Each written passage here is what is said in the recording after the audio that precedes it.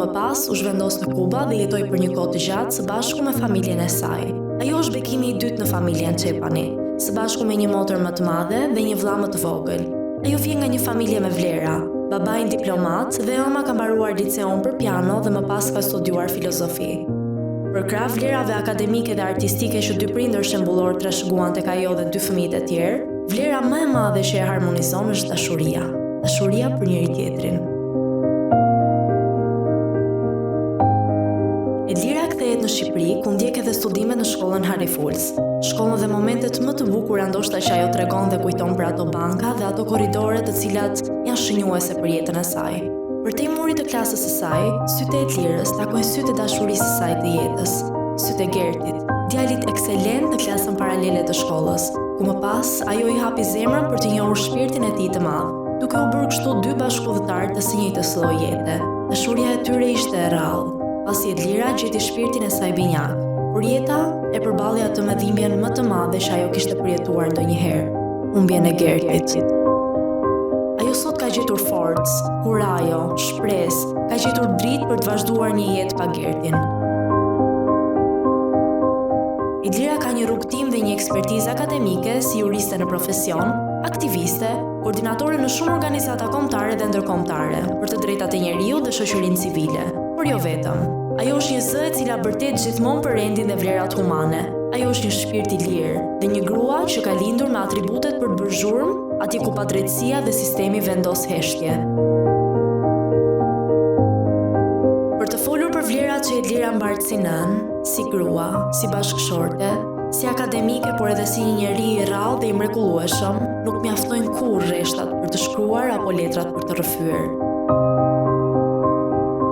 Sot Edlira Çepani është jo vetëm një emër, por është një dëshmi e gjallë e një gruaje me vlera, me zë dhe me një zemër të madhe që mund të ndryshojë botën përreth saj. Edlira kuptoi që dhimbja nuk mbaron kurrë, por të mos dorëzohesh është e vetmja mënyrë për të qëndruar e fortë. Kjo është historia e saj, e papërfunduar, e bukur, e dhimbshme, por e saj. Kjo është Edlira e pathyer.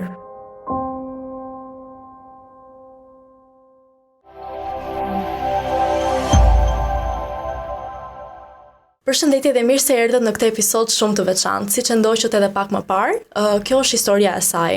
Por një histori që ne do ta zhvillojmë akoma dhe më tepër, duke parë atë gruan pas figurës publike, gjërat që ne nuk i shohim gjithmonë në pamje të parë.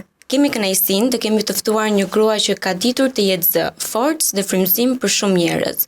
Një emër që shpesh lidhet me guximin për të folur, me autenticitetin dhe dëshirën për të sjellë një ndryshim real në shoqëri. Edlira, mirë se erdhe. Është vërtet kënaqësi shumë e madhe që të kemi sot prezente. Mirë se u gjeta, edhe në fillim para se të nisnim mos aty që jeni të emocionuar, po me këtë që sapo dëgjova jam emocionuar unë, edhe është një kënaqësi shumë e veçantë që jam këtu sot edhe jam e sigurt që do jetë një nga podcastet më të bukura që kam bërë ndonjëherë. Faleminderit për ftesën. Faleminderit. Do doja në fakt ta nisnim te një pikë kyçe, aty ku rrënjët tregojnë shumë për njeriu që bëhet në të ardhmen. Ti ke jetuar për 12 vite në Kuba, një kohë shumë e gjatë, në një familje intelektuale me një ndikim shumë të madh kulturor dhe intelektual.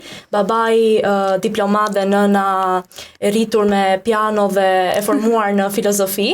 Do doja të pyesja si ka ndikuar kjo në gruan që je sot, në fjalët që ti flet sot dhe në zërin që ti jep sot. Në fakt, pjesa më e madhe e jetës time është zhvilluar në ato kohë zhvilluar në Amerikë Latine. Në fakt, unë kam lindur në Meksik, më pas jam rikthyer në Shqipëri, kam shkuar në Kubë, kam bërë shkollën fillore dhe një pjesë të madhe dhe të 9-vjeçares.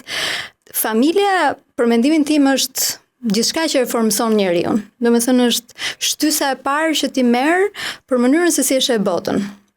Është shumë e rëndësishme që të kuptojmë vlerat që kemi në familje dhe të marrim ato vlera. Ajo gjithë na qëllon një familje që mund të na japi gjithçka, por familja t'jep shtysën kryesore që ti të arrish të ecësh përpara në jetë me vlerat e duhura edhe me hapat e durë. Unë kam pasur fatin e jashtëzakonshëm të kem një familje si e imja, me prindër që në radhë të parë, përtej gjithçkaje që ata ishin, më kanë dashur shumë. Prindër që na kanë dashur shumë, që kanë sakrifikuar shumë për mua, për motrën, për vllajën, që na kanë mësuar me model edhe jo me fjalë, se kjo ka qenë një nga gjërat që unë e kam vlerësuar shumë më tepër kur jam rritur më pas, se si i shija ata dhe thosha unë dua të bëhem kështu, unë dua të veproj kështu, dhe megjithëse i shija që luftonin për drejtën, luftonin për të patur një zë, për të mbrojtur njerëzit, dhe e gjithë kjo gjëja pastaj tek unë është formësuar hap pas hapi, duke parë ata që unë i kam model, edhe jo vetëm ata, në fakt edhe gjyshrit e mi, edhe nga ana mamit dhe nga ana babit kanë qenë të gjithë njerëz cilët kanë luftuar për vendin, kanë qenë diplomat, kanë ngritur zërin për Shqipërinë në nivel ndërkombëtar, edhe besoj se kjo ka qenë një nga shtysat kryesore që në një farë mënyrë edhe unë të doja të bëhesha si ata. Familja është fat, është edhe bekim i madh, kështu që kur mua më pyesin cili është bekimi më i madh në jetë, them patjetër që kam pasur fatin të lind në një familje të tillë. Edlera, ti tashmë je një figurë e njohur për publikun, por sa e vështirë është të ruash autenticitetin kur njerëzit mendojnë se të njohin? Është interesante. Është e vështirë, sepse kur njerëzit mendojnë se të njohin, ka dy problematika. E para që ata të vendosin në një kornizë në të cilën ti ke një sër karakteristikash të cilat duhet t'i mbash. Kur ti del përtej tyre, del përtej pritshmërive që ata kanë për ty nga imazhi publik që ti ke. Dhe her pas here kjo krijon edhe një problematikë dhe një mungesë lirie tek ata njerëz që janë publik, por që vetë janë ca raste në cilat do të ishin ndryshe nga ajo që shihet në publik. Po nga ana tjetër është privilegj. Është privilegj sepse ti ke fatin që njerëzit të njohin, të duan, edhe të dëgjojnë në gjërat që thua, dhe në një farë mënyre mua më pëlqen fakti që arrit të hy në jetët e njerëzve apo në shtëpitë e tyre apo në profesionet e tyre nëpërmjet asaj që unë bëj përmes punës time. Edhe kjo është pjesa e privilegjit pastaj. Siç dhe ju e thelluat, e zhvilluat, më thënë famat, më thënë dhe unë, kur isha më e vogël e mendoja për disi shumë njerëz të tjerë, një fama diçka një gjë shumë tërheqëse, pra. Kesh vëmendjen edhe të tjerëve, njerëz për të duar trokasin, etj.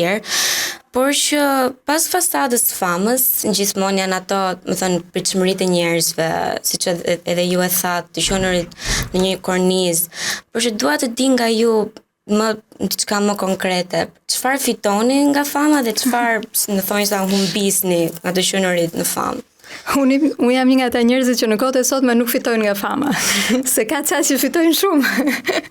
Me rrjetet sociale, duke qenë influencer etj, unë nuk e kam këtë pjesë. Tash ajo që unë fitoj është që kam besimin e njerëzve, sepse ata që më kanë ndjekur nga fillimi deri në fund e kanë kuptuar që unë jam në të paktën ato hapa që kam hedhur në jetë, që jam munduar të hedh, jam konsistente. Pra nuk kam bërë asnjëherë hapa mbrapa, nuk kam gënjur asnjëherë, gjërat që kam thënë i kam bërë, dhe kjo krijon një besim tek njerëzit që për mua është shumë i rëndësishëm. Nga ana tjetër, fama është një koncept pak i vështirë për t'u shpjeguar, sepse shumë njerëz e kërkojnë famën. Pastaj kur arrin e kuptojnë që është thjesht pak si jeta në rrjetet sociale. Ne jemi dikush në rrjetet sociale, nxjerrim ato momentet tona më të mira, nxjerrim fotot tona më të bukura, edhe duket sikur jeta jonë e parë në këtë konceptin virtual është një jetë super e bukur që s'ka asnjë problem, që nuk ka lodhje, ne na ecën gjithçka mirë. Edhe kjo pas here, duke në këtë momentin kur ne hym në rrjetet sociale apo mundohemi që të krahasohemi me dikë që është një person publik, ndjehemi pak si të minimizuar, se theme unë s'do dal dot kurrë të bëhem si ky person, ose këtij ecën çdo gjë mirë, edhe për mua jeta ka qenë shumë e vështirë. Ajo që nuk duket as tek njerëzit publik, as tek rrjetet sociale, as tek ato profilet që ne krijojmë që janë shumë të kuruara ndonjëherë etj. Nuk duket e gjitha ajo puna që bëhet mbrapa. Edhe këtu në këtë podcast, ne kemi kolegët që punojnë prapa kuintave, kemi shumë njerëz që janë përgatitur në mënyrë që ne dalim këtu. Edhe tek ato fotot që ne nxjerrim të një aktiviteti etj, ka një skuadër të madhe nga mbrapa e cila bën të gjithë punën që të arrihet deri aty. Ka net të tëra pa gjumë, ka stres, ka përpjekje, ka njerëz të cilët shqetësohen, do t'ja dalim dhe ka shumë punë. Dhe gjitha kjo nuk duket. Kur ti shet dikë që e ka arritur një moment që është publik dhe duket, është i dukshëm, qoftë në rrjetet sociale, qoftë në media, qoftë në shoqëri, thua okay, sa të thjeshtë e ka. Po pastaj, nëse hyn në jetën e atij personi dhe nëse është ajo shprehje e famshme, nëse e vendos veten në këpucët e atij personi, atëherë e kupton se sa puni është dashur për të arritur deri aty. Se jo të gjithë kemi fatin e mirë apo të keq për të qenë katapultuar. Se ka dhe ca njerëz që katapultohen, i shohim ne se si arrin nga 0 në 100 në të qindrat e sekondit, por edhe për këta lloj njerëzish jeta është e vështirë, sepse këta e kanë rënien shumë të thjeshtë, sepse nuk kanë gjitur shkallët një nga një. Dhe kur ti nuk i ngjit shkallët një nga një, pastaj e ke rënien shumë më të theksuar dhe shumë më të dhimbshme. Kështu që secila prej figurave që ne shohim, qoftë ata që janë të famshëm, qoftë ata njerëz cilët ja kanë dalë, janë të shkëlqyer në profesionet e tyre, qoftë ata që duken sikur kanë një familje perfekte, qoftë ata tjerë që duket sikur kanë arritur çdo gjë dhe tani nuk i mungon asnjë gjë, të gjithë këta njerëz kanë diçka nga mbrapa që i ka shtyr. Unë në eksperiencën time kam kuptuar që asnjëri nuk është kot aty ku është. Nuk ka asnjë vend i cili të çon qoftë pa punë, qoftë pa një përpjekje e cila më pas të shpërblehet ose jo nëse ti ke ndjekur rrugën e dur. Kuptoj.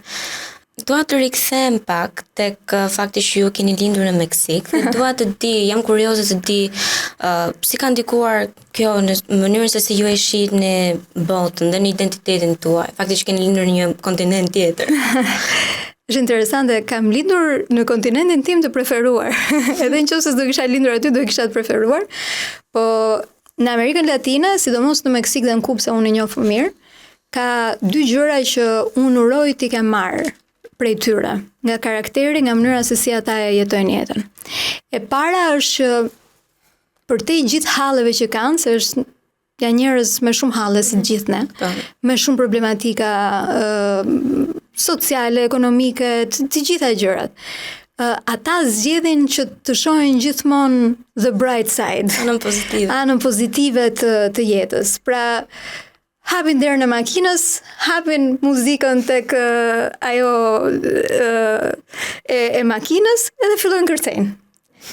Dhe kjo është një gjë që neve ballkanasve mund na duket çu si gjë ç'a bëjnë këta. Por realisht ata e kanë koncept tjetër, që ta shijojmë momentin, të shijojmë të mirën që kemi, mos shohim anët negative, edhe të shohim të anën pozitive. Kemi 10 negative e 1 pozitive, ata shohin gjithmonë pozitive. Edhe dyta gjë që mua më ka impaktuar dhe mundohem shumë ta bëj, edhe në shoqëri pak çik më agresive si e jona, edhe si rajoni ku jemi, ata thonë gjithmonë fjalën e mirë. Nëse kanë për të zgjedhur nga një fjalë e keqe që mund të thonë në një fjalë të mirë, ata zgjedhin gjithmonë fjalën e mirë. Në asnjë moment nuk të sulmojnë, të paktën verbalisht, domethënë interesante, domethënë edhe nëse ti ke një defekt në pamje, në mënyrën se si sillet, ata ta rrotullojnë në mënyrën e tillë që ty fillon të pëlqen edhe ai defekti. Pra nuk e di, nëse je vogël në trup për shembull, ata fjala do ishte që je vogël, je chiquita. Nuk të thonë chiquita, po thonë chiquitita. Pra ta zbusin edhe më tej, ose nuk e di, nëse e pak e shëndetshme. Nuk të thonë gorda, sepse gorda është e shëndetshme dhe nuk është një fjalë e mirë, pra është jo e hishme. Është e shëndosh, pra gorda, të thonë gordita. Gordita që është e shëndoshkë. Çiksi në këtë anët e Korçës e përgatësarët. Kështu që kjo mënyrë mua më ka impaktuar shumë edhe më ka bërë të kuptoj që realisht në fund të ditës, njerëzit cilët takojmë çdo ditë, ata me cilët punojmë, ata me cilët studiojmë, ata me cilët edhe hasemi nuk na kanë asnjë borxh që të na dëgjojnë agresivitetin edhe të reflektojmë hallet tona. Kështu që mendoj se pozitiviteti është përçohet nga njëri te tjetri dhe mendoj se pozitiviteti edhe kur bëhet në mënyrë formale bën ndryshimin. Kështu që këto janë dy gjërat që më kanë pëlqyer dhe uroj të kem sjell në Shqipëri.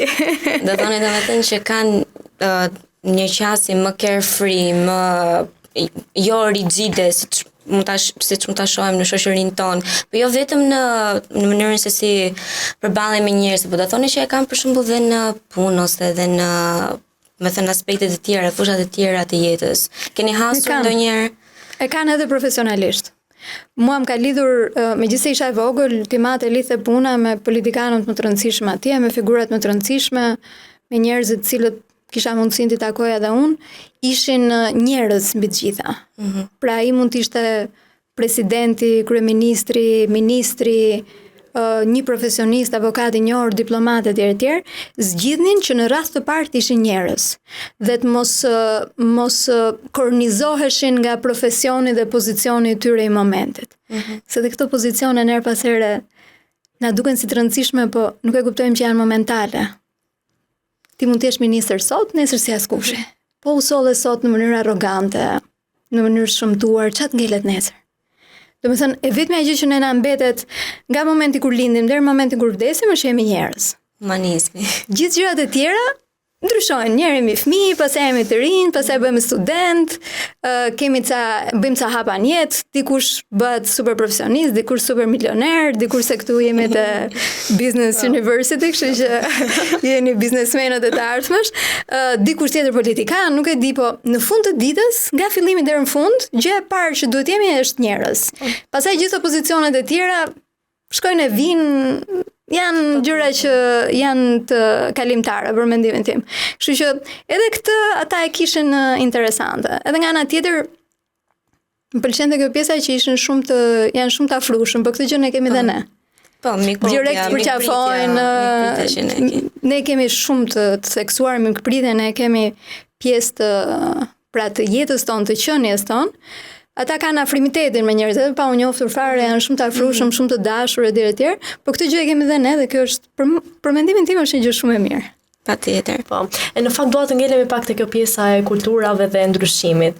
Si studente, jetojmë mes atij ndryshimit asaj që na premtohet dhe asaj që realisht ne përjetojmë. Nga njëra anë shohim më shumë mundësi, ide të reja dhe një brez që kërkon të eci përpara, por nga ana tjetër shpesh duket sikur moderniteti thjesht mbetet në pamje, mbetet si fasadë. Apo ndryshojmë vërtet apo thjesht po përpiqemi të jemi ndryshe, apo ndryshon vërtet Shqipëria apo vetëm poshtiret moderne? Dgjoj, para se ta kaloj në nivel kombëtar, nivel Shqipëria, unë kam vënë një gjë. Ne bëjmë studime mbi problematikat kryesore që kemi lidhje me gjuhën e urrëties, lidhje me problematika, dhunën e gjithë të gjërat e tjera. Ne e shohim nga ana e politikës, po duke parë nga ana e politikës e shohim edhe nga pjesët e tjera sociale. E di çka kam vënë re? Kam vënë re që brezi juaj i të rinjve janë ata që e nxisin më pak gjuhën e urrëties dhe dhunën, sidomos në rrjetet sociale. Dhe pjesa më e madhe vjen nga, nuk e di, është nga mosha 45 e sipër, nuk e di se ta harrova. Vëre që edhe nga studimet të tjera, brezi të rinjve sot është një brez më i shëndetshëm për sa i përket zgjedhjes, edhe të ushqimit, edhe të mënyrës jetës, është ambicioz në nivele pak më të gjëra se sa ç'ishte një brez pak më përpara, se tashmë është mundësia për të kaluar nivel global direkt. Pra ti s'ke pse të qëndrosh lokalisht, ti ke mundësi pafunde, ke të hapur. Dhe mua kjo gjë më pëlqen shumë.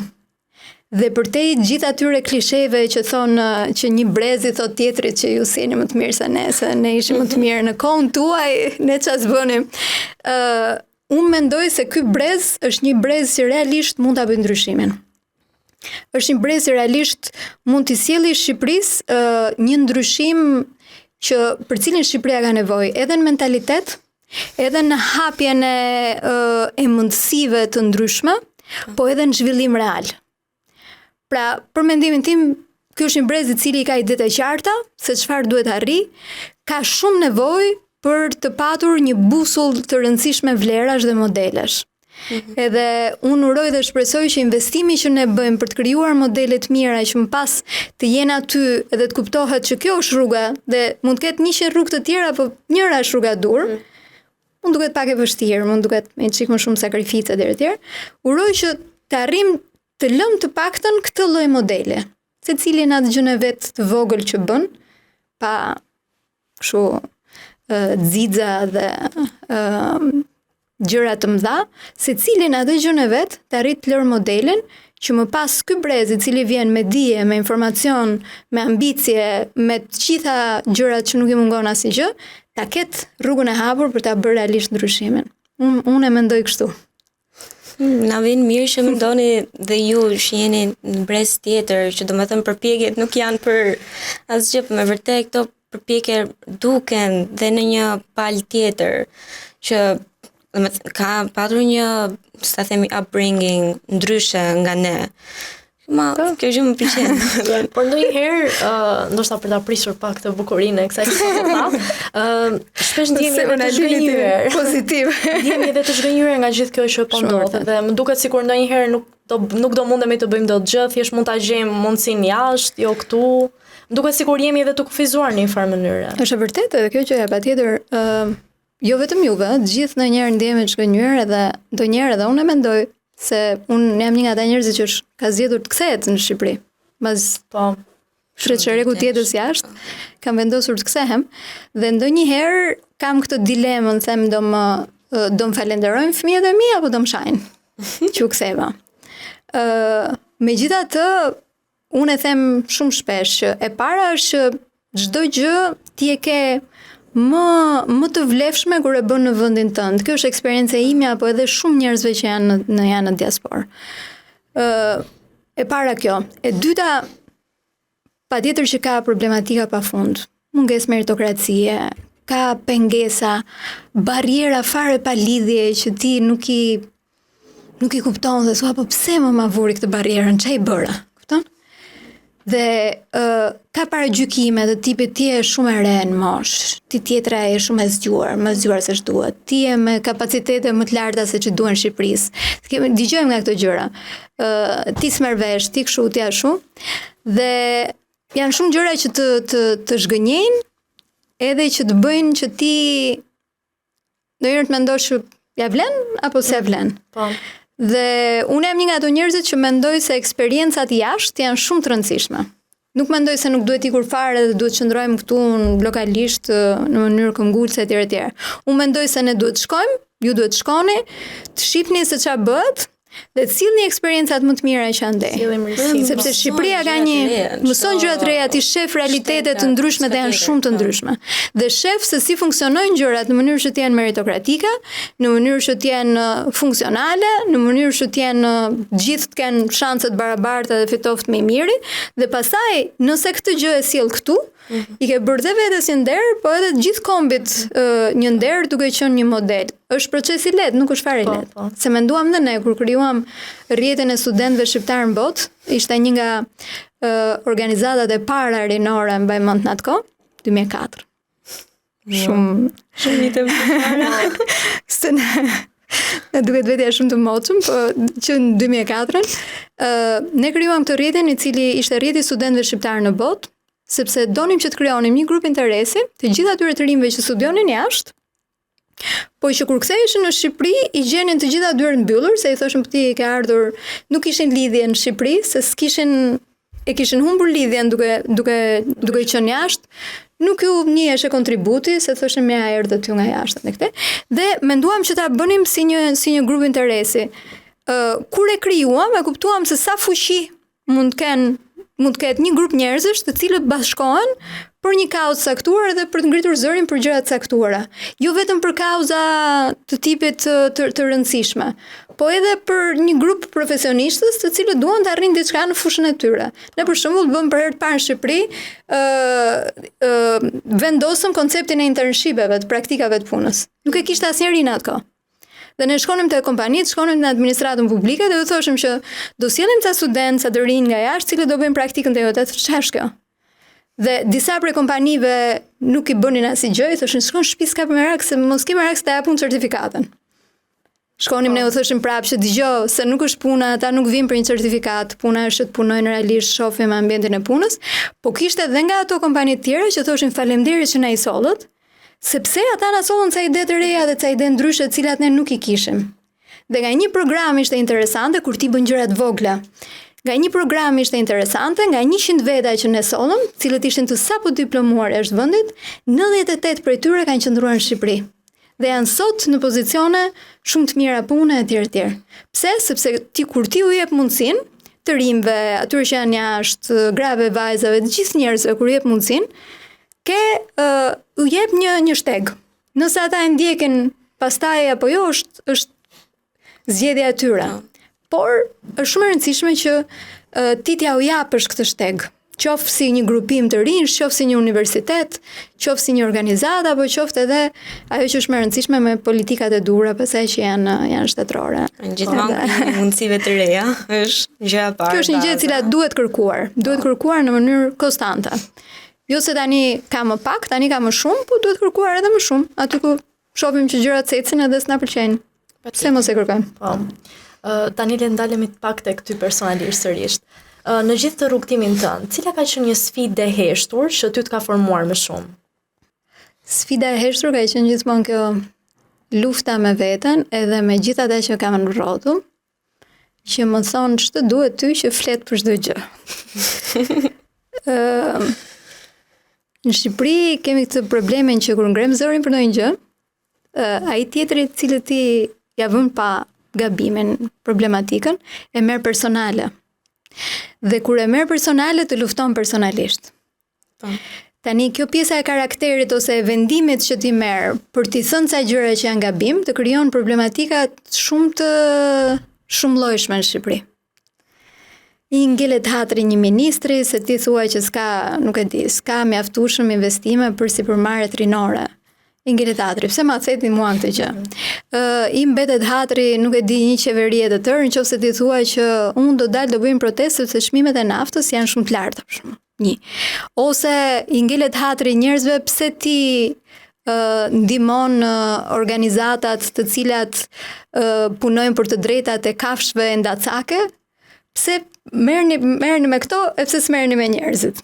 Kështu që gjithmonë ti do kesh këtë luftën me veten që unë dua të flas për diçka, po ka gjithmonë njerëz të cilët nuk e mendojnë njësoj dhe në Shqipëri nuk e mbajnë për vete këtë lloj mendimi, po e përdorin edhe për të sulmuar dhe për të penguar në një farë mënyre. Dhe shpesh herë ç'a bëjmë, pjesa më e madhe edhe e miqve të mi, heqin dorë. E thonë, di se shpona s'po flasëm në këtë rast. Dhe qëndrojnë aty dhe thonë, okay, lëre le të kaloj, lëre këtë, lëre atë. Po nëse fillojmë lëjmë të gjitha problematikat, atëherë askush s'flet, dhe ato nuk kuptojnë që janë problematika. Dhe kjo është gjithmonë lufta. Domethënë të kesh gjithmonë guximin për ta thënë atë të vërtetën, apo ndonjëherë të riqesh dhe të thuash nuk po flas unë, le të flasin tjerët. Unë e kam këtë shtysën karakteriale që duhet të jem unë gjithmonë ajo që flet. Kështu që e pësoj shumë herë, po nuk të riqem nga fakti që për sa kohë të kem zë, do ta përdor. Tani do të kthehem pak në kohë. Në kohën kur keni qenë studente, sepse periudha studentore është një periudhë që të formon dhe unë do të thoya që është rrahja e parë me tregun e punës.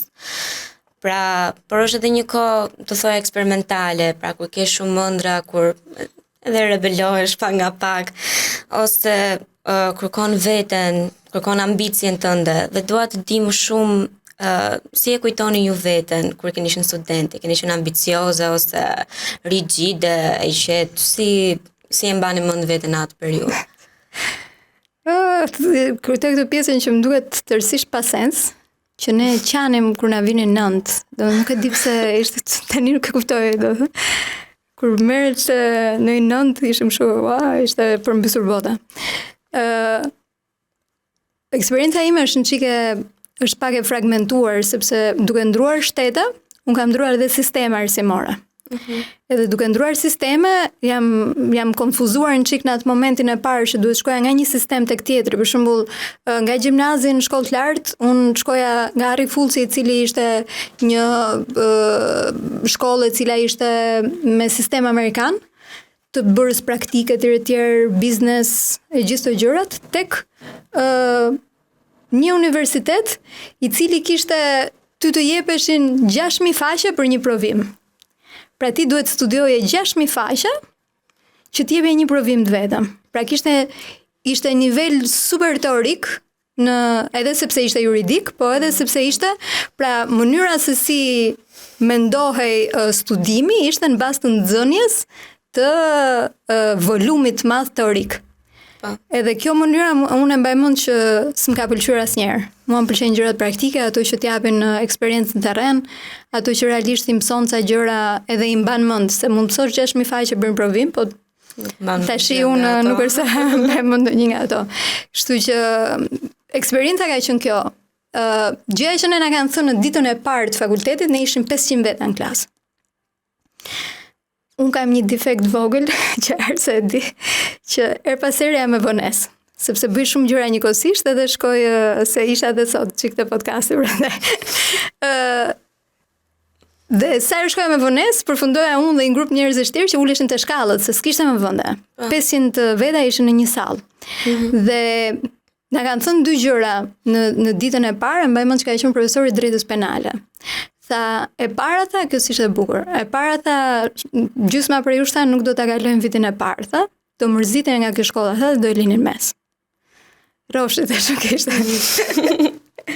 E dyta ama, tha, nëse juve, tha, realisht doni të bëni jurist, tha, që një ditë do të bëjnë ndryshimin, atëherë tha jeni në vendin e dur. Dhe nëse ju, tha, keni ardhur këtu jo për të bërë avokata dhe për të bërë lek, po për të bërë tha një ndryshim në jetën e atyre njerëzve që nesër do mbroni, qofshin drejtat e njeriut, qofshin çështje të caktuara, atëherë tha jeni në vendin e dur, tha, nëse e dashuroni tha këtë gjë që do bëni.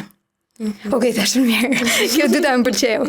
Kështu që unë e kam dashur gjithmonë degën që kam studiuar, e kam dashur që kur kam qenë 8 vjeç, e kisha vendosur. Shifja ca filma kështu me gjyqtar, me avokatë, dhe thash okay, kjo është. Dhe aty e kam kuptuar që nëse ti e do atë që bën, edhe atë që studion, duhet ta zgjedhësh vetë. Prindrit e mi, duke qenë se unë vija nga një shkollë biznesi, donin që unë ta vazhdoja që të mos lodhesha, sepse ndryshova komplet krah. Por këmbgula që do bëja atë që doja dhe realisht kam bërë mirë. Kështu që këtë mbaj mend nga të qenit studente që realisht më pëlqente shumë dhe një gjë e fundit është që ti ke një fat shumë të madh kur je student, që përfiton nga profesionist falas. Se pastaj kur i mbaron studimet, çdo këshill që të jepet kushton. Ke një moment kur ti ke ca profesionist të cilët janë realisht të dedikuar për të mësuar ty. Shfrytëzoj. Dhe unë mësova gjatë gjithë kohës që ti shfrytëzoja këta profesionistët, u shkoja në takime, i bëja 700 pyetje derisa ata thoshin po u riksye. Pse? Sepse ata ishin aty për mua dhe kjo ishte një gjë për mua ishte shumë e rëndësishme. Kam mësuar shumë nga pedagog atje të cilët më kanë dhënë jashtëzakonisht shumë. Ata që donin, se ka edhe nga ata që personalisht unë si studente besoj edhe pjesa tjetër.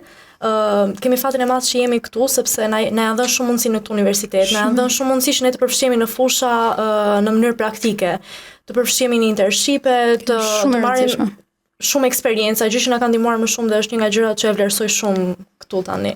Tani ta them edhe këtë unë apo duket kështu sikur jam subjektive nga që jam këtu. Në pjesën më të madhe të aktiviteteve që ne bëjmë me të rinjt, universiteti juaj sjell skuadrat më të mira. Kështu që unë nuk e di pse, por realisht në gjitha aktivitetet që ne bëjmë ju shkëlqeni. Kështu që kjo tregon diçka shumë të mirë për universitetin e për mënyrën se si është organizuar. Falenderoj Shumë faleminderit. Një pyetje tjetër që doja të bëja është që në lidhje me ëndrat tuaja, çfarë ishte një ëndër kur ju ishte studente që e realizuat tani? Tani që dhe u fut më shumë në profesion edhe, me thënë, më tej në jetë. Unë studiova, kam zgjedhur të studioj drejtësi, sepse doja të merresha me drejtat e njerëzit. Pra nuk kam zgjedhur kurrë të studioj drejtësi që të bëhesha një avokate formale. Ti duhet ta bësh këtë pjesën e formalitetit në fillim, sepse është e detyrueshme. Po mua nuk më jepte asnjë lloj kënaqësie të firmosja kontrata, qoftë edhe nga kontrata e parë ka qenë një kontratë në atë kohë $9 milion.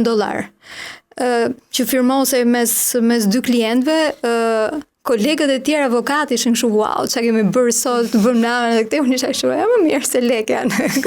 Ata ishin.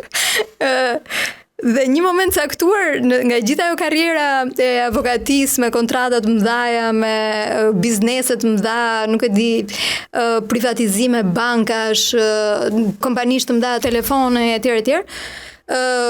Mua më shijoi që në një moment të caktuar të lija zyrën time luksoze, të vishja çizmet e elastikut, edhe të shkoja të ndërtoja spitale edhe shkolla me ca grupe vullnetare që vinin nga jashtë në për fshatrat më të humbur të Shqipërisë.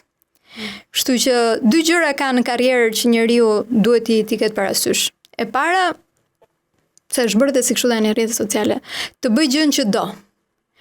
Sepse në momentin që ti e ke mundësinë, pasi ke mësuar shumë, je praktikuar shumë, ke marrë shumë informacion, në momentin që ti e ke mundësinë që të bësh atë që do, ky është bekimi i parë. Është arritja e parë, se jo të gjithë e kemi mundësinë gjatë gjithë kohës të bëjmë atë që duam.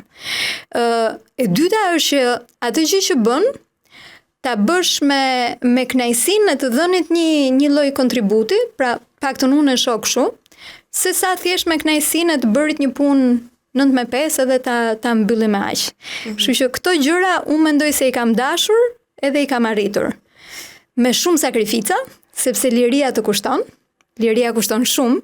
Unë do t'isha shumë më mirë nëse do t'isha në një punë me 9-5, shumë e qetë, me shumë më tepër mundësi financiare, apo tek zyra avokatisë ku kisha qenë, por njeriu zgjedh. Do të bëj ca sakrifica dhe të bëj gjën që do, apo do ketë atë sigurinë e jetës ekonomike e gjithë të gjërat e tjera me zgjedhjesh. E rëndësishme është që t'japësh mundësinë vetes për ta bërë këtë zgjedhjen. Dhe kjo mundësi vjen nga mënyra se si ti formohesh. Pra nëse ti riargjon kohën kot 4 vite ose 5 vite universitet, s'merresh me asnjë gjë, s'mson asnjë gjë etj, nuk ja jep mundësinë vetes. Qofse ti edhe gjatë asaj kohës akademike angazhohesh në gjëra të tjera, kërkon, nuk e di, aktivitete që janë fare jashtë edhe nga dega jote, sepse merr dhe mbledh eksperjenca, aty pasaj në momentin që ti del në tregun e punës, ke një sër mundësish nga cilat mund të zgjedhësh, ndryshe nga ata që kanë qenë të mbyllur dhe vetëm të futur në kornizën akademike që dim vetëm bëj një gjë dhe aq. Dalin vetëm me diplomë në dorë, ndërkohë ti del me eksperjenca. Ky është ndryshimi. Dhe në fakt falenderoj shumë që dole këtu, se dua t'i jap akoma më shumë shtys kësaj që sapo thatë.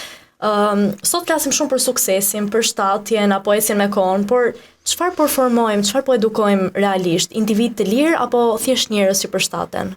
Uroj që të mos edukojmë njerëz që përshtaten. Mua nuk më pëlqen. Mendoj se konformizmi është një nga smundjet e gjitha kohërave, jo vetëm të kohës sotme.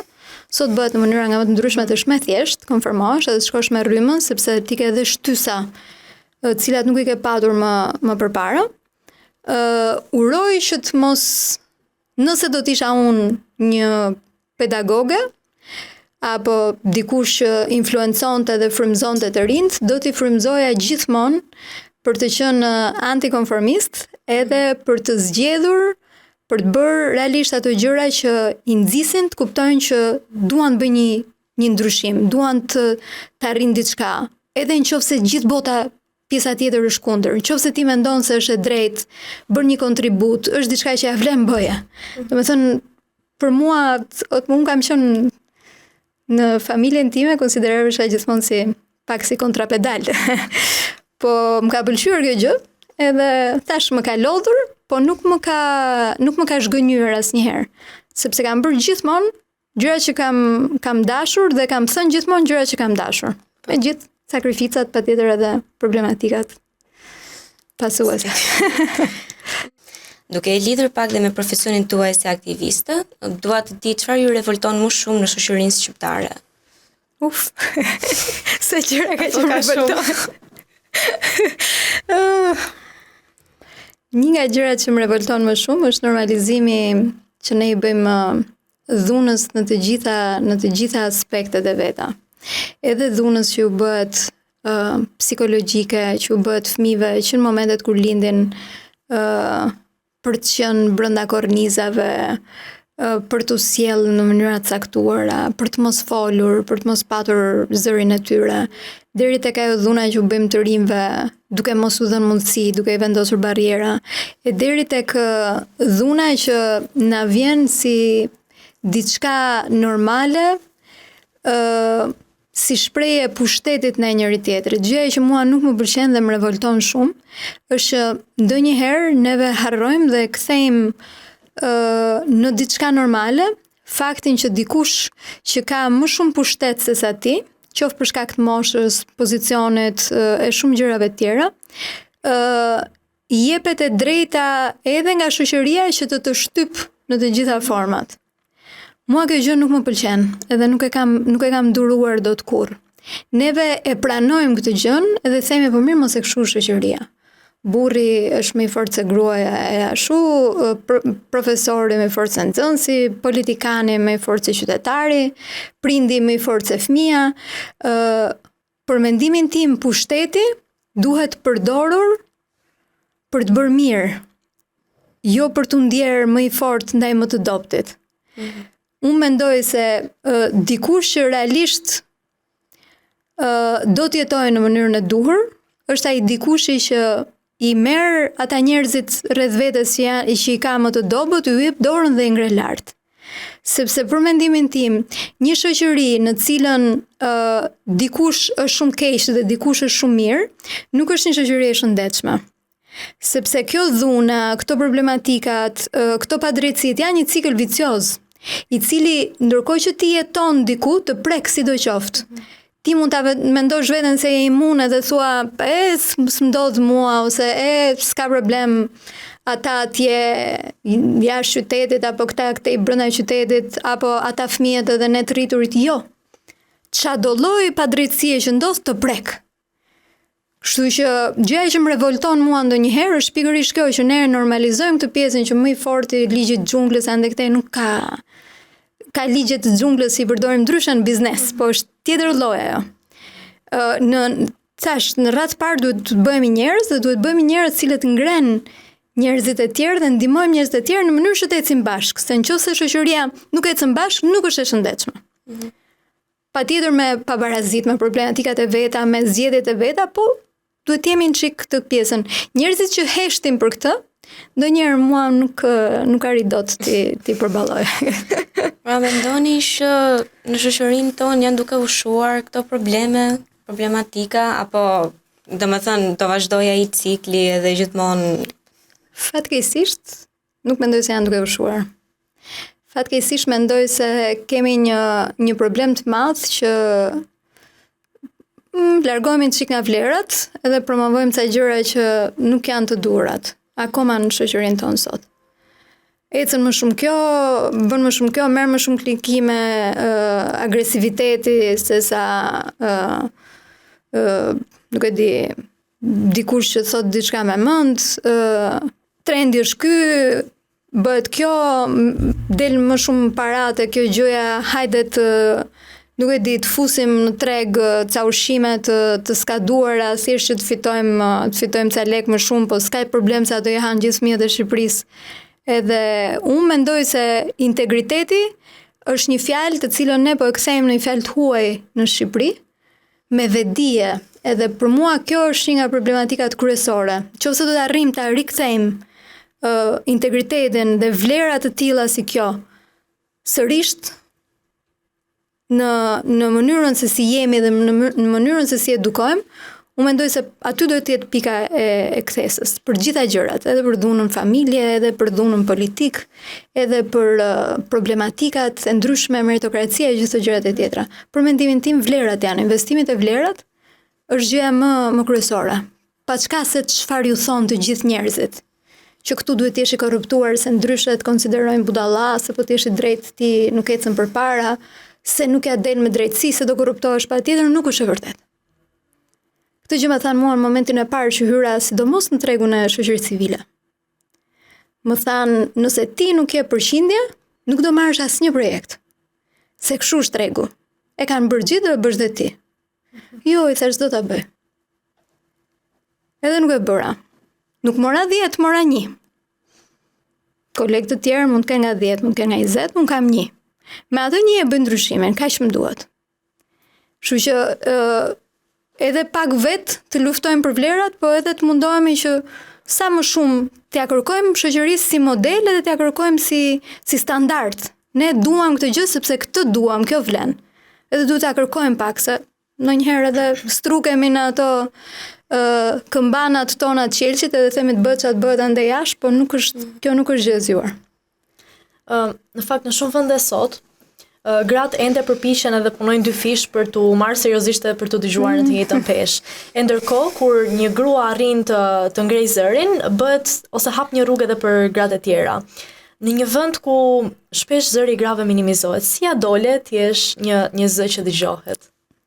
Uroj, të dëgjoj. Mendoj se e para, në momentin që ti e vendos, që zërin që ke do ta përdorësh, aty është hapi i parë.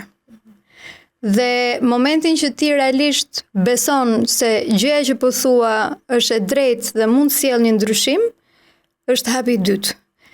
Dhe e treta duhet, dhe kjo nuk është vetëm për mua, është për gjithë njerëzit, ti duhet kuptosh që në një shoqëri si kjo jona, ti meriton më shumë.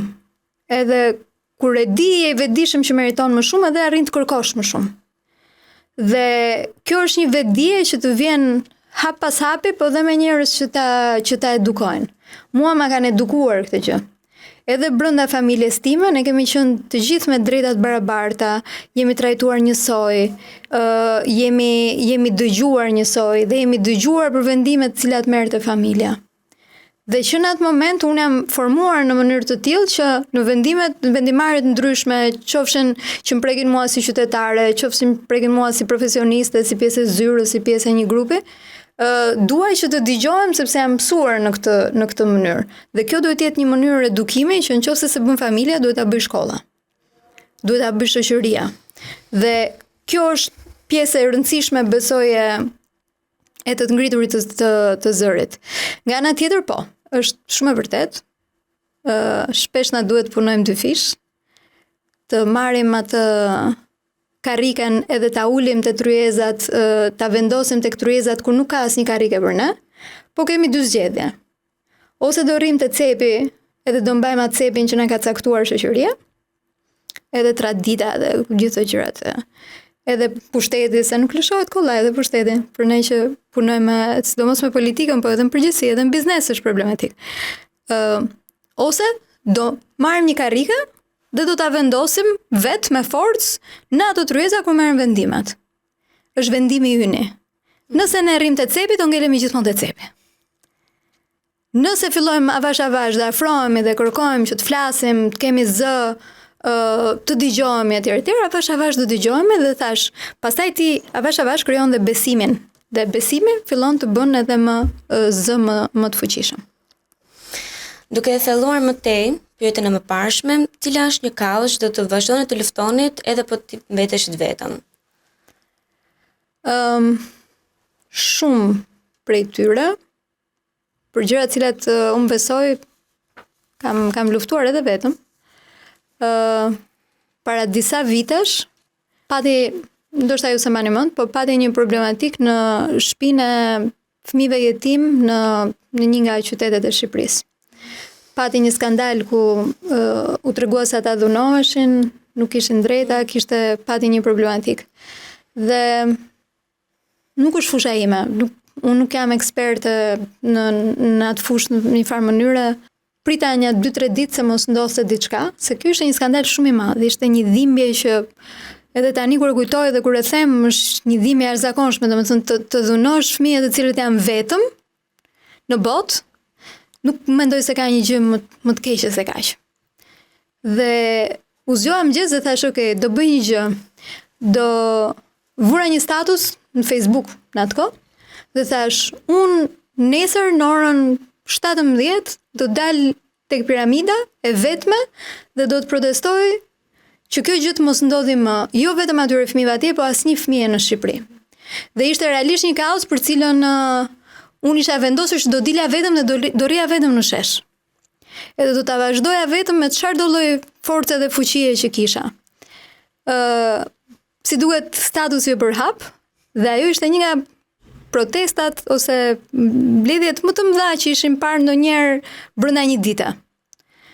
Sepse njerëzit filluan të thoshin që edhe unë do dal vetëm, edhe unë do dal vetëm, dhe unë do dal vetëm, dhe ne u bëm shumë bashk. Dhe pati një jehon e cila në atë moment ishte një presion për ta zgjidhur këtë lloj problematike. Kështu që nëse ka një kauzë për cilën unë nuk do të heq absolutisht asnjëherë dorë, sidomos tek drejtat e njerëzit patjetër, është ajo për fëmijët, sepse fëmijët janë gjëja më e rëndësishme që kemi në këtë botë. Dhe kjo gjë do dyfishohet pasaj kur bësh edhe mamë, se unë jam mami i një vajze 13 vjeç, Iris, edhe një djali 8 vjeç, Renartit, të cilët më kanë ndryshuar komplet mënyrën se si e shoh botën. Qofse e shifja në mënyra të caktuara me këtë mendimin që do bëj shumë gjëra të mëdha etj. Tani e shoh që dua ta bëj një vend më të mirë për ata të dy. Kështu që nuk ka gjë më të rëndësishme se fëmijët. Kjo do ishte kauza që për cilën kur nuk do heshtja në asnjë lloj forme. Si një vajzë e re, e kuptoj se sa shumë ne dyshojmë tek vetja, si shoqëri, sa herë stepemi të flasim, dhe nëse flasim ato dëgjohemi nga të tjerët. Ka momente kur na duhet pak kurajo, edhe pak shtys që ne të hidhemi në aksion. Çfarë do i thojë një vajze të re e cila po kërkon zërin e saj? Unë mendoj se edhe vajzat e djemt të rinë e kanë zërin e tyre. Mendoj se e kanë dhe e kanë fuqishëm, se nuk ka si energjia që ti ke kur je në këtë fazë të jetës. Pastaj fillon e lodhesh, të shpatulla, keni kështu probleme. Tani është kulmi i energjive që janë shumë pozitive, edhe që bëjnë ndryshime të mëdha. Edhe unë apasionova shumë nga këto protestat Gen Z që ndryshuan shtetet e tëra, dhe uroj që jo me protest, po dhe me reagim, dhe me punë, edhe me çfarë do lloj përpjekjet thash ta ndryshojnë edhe Shqipërinë. Unë mendoj se gjëja e parë është të kuptojmë që zërin e kemi, që të drejtat i kemi, që meritojmë shumë më tepër se ajo çka na jep fatkeqësisht shoqëria jonë sot, po që atë që meritojmë duhet ta kërkojmë fort. Sepse nëse ne nuk e kërkojmë, shoqëria, sektori profesional, askush në këtë botë nuk ka për të na i dhënë. Gjërat që i duam duhet i kërkojmë dhe duhet punojmë për t'i marrë. Kjo është pak po e sigurt. Asgjë nuk na jepet falas në këtë botë. Dhe asgjë nuk arrihet pa sakrificë edhe pa përpjekje. Por është shumë e bukur kur një zë i vetëm bashkohet me shumë zëra të tjerë. Sepse aty pasaj, nëse vetë ne jemi të fortë, bashk bëhemi fuqi. Edhe si ai orteku që është një gur i vogël i cili rrotullohet, bashkohet me energji me shumë njerëz të tjerë dhe bëhet pastaj ortek që ka një fuqi të jashtëzakonshme e cila nuk ka asnjë lloj mundësie për ta ndalur. Kështu që zërin e dim që e kemi, të kërkojmë më shumë se meritojmë më shumë, edhe këtë gjë ta kërkojmë bashk me njëra tjetrën, se sidomos për vajzat dhe gratë ka një gjë shumë bukur. Kur jemi bashk, kur ja dalim të gjitha. Kur dështojmë gjitha bashk. Kështu që më mirë t'ja dalim gjitha bashk. Në fund të fundit, jeta është një libër me kapituj të gjatë, të bukur, me kthesa, që është edhe i mbushur me mësime. Ndaj doja ta mbyllnim këtë episod duke i vënë një titull rrugtimit tuaj deri më sot. Ndaj doja të pyesja çfarë titulli do i vendosni jetës tuaj deri tani? Sa e vështirë kjo pyetje. Okej. Po them këtë pjesën se unë e kemi si moto, po kemi 2 moto, të cilat unë edhe i jetoj, nuk i kemi vetëm si moto të organizatës me të rinjt, me rrjetin e studentëve apo të organizatës në cilën punoj me gratë dhe vajzat. E para me organizatën e të rinjve, ne kemi një moto që thot ndryshimi nis nga ti. Dhe nëse ne duam realisht të bëjmë ndryshim në shoqëri, në sektorin profesional, në universitet, në gjitha ndryshim duhet ta nisim nga vetja. Nuk mund të presim që të vinë tjerët ta bëjmë për ne. Dhe unë këtë gjë e bëj në jetën time, e kam mësuar, e nisja nga vetja, pastaj e kërkoj tek tjerët. E dyta, te gratë, te puna që bëjmë gratë dhe vajzat, është ajo që thash pak më përpara, bashkimi bën fuqinë. Dhe unë mendoj që fort që kur ti di të afrosh njerëz, të frymëzosh njerëz, të mbështesësh njerëz, ata pasaj bën një forcë shumë e madhe rreth teje dhe bashk mund bëhen gjëra të jashtëzakonshme, të cilat shpeshherë konsiderojmë, ato që konsiderojmë pamundura nuk janë. Janë vetëm pak të vështira dhe mund të realizohen bashk. Mesazh shumë i rëndësishëm. Ju falenderoj shumë që ishit sot me ne dhe je vërtet një grua dhe një individ për të marrë shembull në jetën tona. Është shumë kënaqësi kur e dëgjoj nga ti, kur e dëgjoj nga ju, edhe uroj dhe shpresoj që të jem këtu gjithmonë për ju, një zë që ju mbështet, edhe dikush që do fort që nesër t'ju shohi aty ku meritoni, edhe që ta ndryshoni Shqipërinë ashtu siç duam ta shohim të gjithë. Shumë faleminderit për ftesën. Faleminderit.